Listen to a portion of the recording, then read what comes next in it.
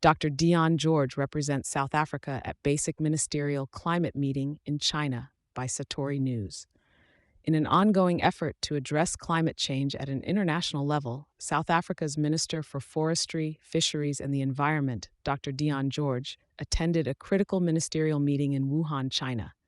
This assembly brought together representatives from Brazil, South Africa, India, and China, collectively known as the Basic Countries, to tackle pressing issues ahead of the pivotal 8th session of the Ministerial on Climate Action, MOCA, and the upcoming Conference of Parties, COP29. The biannual Basic Meeting is a strategic congregation aimed at discussing facets of the United Nations Framework Convention on Climate Change, UNFCCC, negotiations. Ministers are set to deliberate on various imperative topics, including the fine-tuning of regulations surrounding carbon markets and establishing adaptation indicators. Important discussions on the Just Transition Pathways Work Program, the Mitigation Work Program, and the new Collective Quantified Goal, NCQG, on climate financing form the crux of these meetings. One of Dr. George's focal points has been emphasizing the necessity of a balanced agenda, one that places due importance on dilemmas significant to developing countries.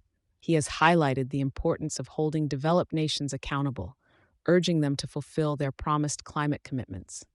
George recognizes the Basic Group's central influence in amalgamating developing nations and spearheading leadership within climate discussions, conveying South Africa's commitment to this collaborative effort.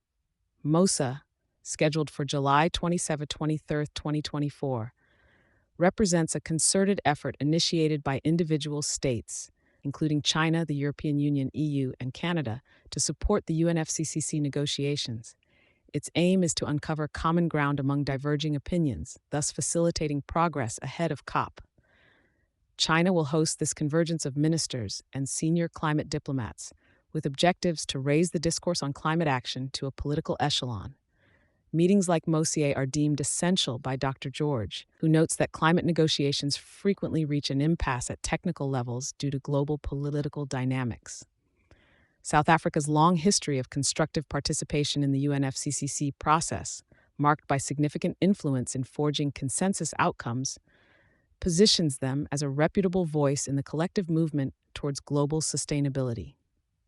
The upcoming MOCA session provides a platform for candid political dialogue regarding the intricacies involved in actualizing COP28 outcomes, the role and functionality of carbon markets, and the establishment of a new climate finance objective beyond the initial $100 billion annual target, to be finalized at COP29 in Baku, Azerbaijan.